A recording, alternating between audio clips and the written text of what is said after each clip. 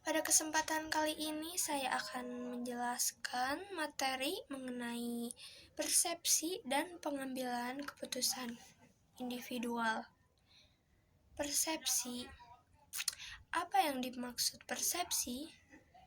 Persepsi adalah suatu proses yang digunakan oleh seseorang untuk menata dan menafsirkan sensory information yang diterima untuk memberi makan pada lingkungan, atau suatu proses yang digunakan seseorang untuk memilih, menata, dan menafsirkan informasi.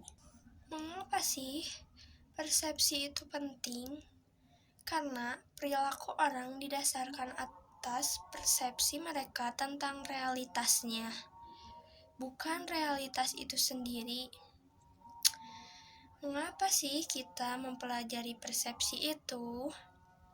Karena untuk lebih memahami bagaimana orang membentuk atribusi tentang peristiwanya. Dan kita juga tidak melihat realitas, kita menafsirkan apa yang kita lihat dan kemudian menyebutkan realitas. Lalu, ada faktor-faktor yang mempengaruhi persepsi. The target yaitu yang pertama, kebaruan. Yang kedua, gerak. 3, suara.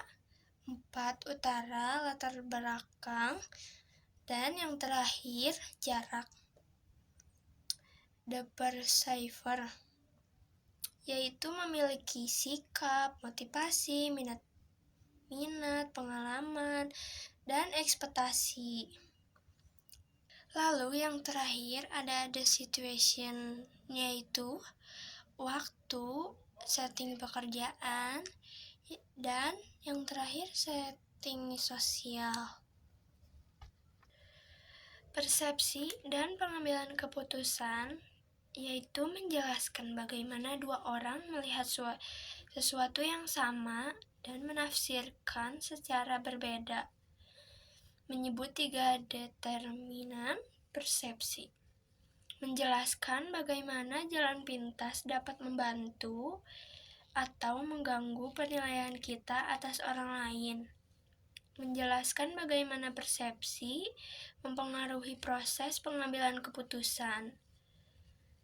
Menyebut 6 langkah dalam model pengambilan keputusan rasional. Lalu, menjelaskan tindakan-tindakan dari pengambilan keputusan rasional yang terbatas. Yang terakhir yaitu menjelaskan 4 gaya pengambilan keputusan membandingkan 3 kriteria bagi keputusan etis. Lalu, ada motivasi aplikasi. Motivasi aplikasi adalah mengidentifikasi 4 unsur program MBO, yaitu menjelaskan mengapa manajer perlu menggunakan program-program employee involvement,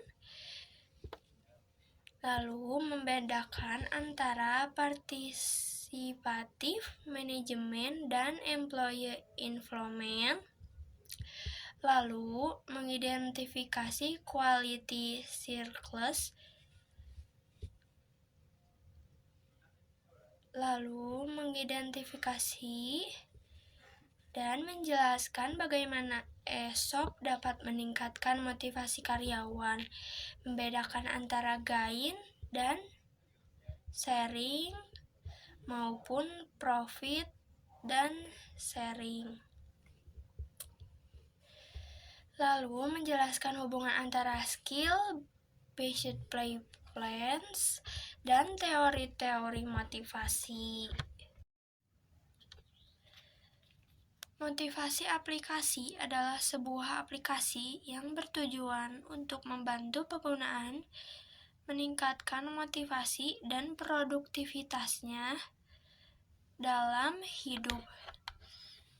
Contoh aplikasi motivasi yaitu Tumblr, daily motivation quotes aplikasi dan motivasi daily quotes. Aplikasi itu mencakup berbagai macam motivasi seperti peningkatan diri, hidup sehat, perawatan diri, mengatasi putus cinta, memerangi depresi, dan lain-lain. Di dalam motivasi aplikasi memiliki unsur MBO atau manajemen by object. Berdasarkan sasaran MBS adalah suatu program yang mencakup tujuan-tujuan spesifik yang diterapkan secara partisipatif untuk periode waktu yang eksplisit, dilengkapi dengan umpan balik atas kemajuan pencapaian tujuan. Unsur-unsur pokok MBO yaitu yang pertama, tujuan yang spesifik. Yang kedua, partisipasi dalam pengambilan keputusan. Yang ketiga, periode waktu yang eksplisit. Yang terakhir yaitu umpan balik atas unjak atau kerja.